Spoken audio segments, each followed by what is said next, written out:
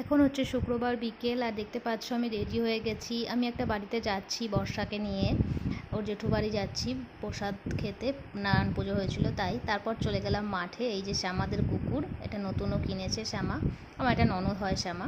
তারপর গেলাম মাঠেই আমরা ছিলাম অনেকক্ষণ, আমি শ্যামা, এই যে শ্যামা আমার পাশে।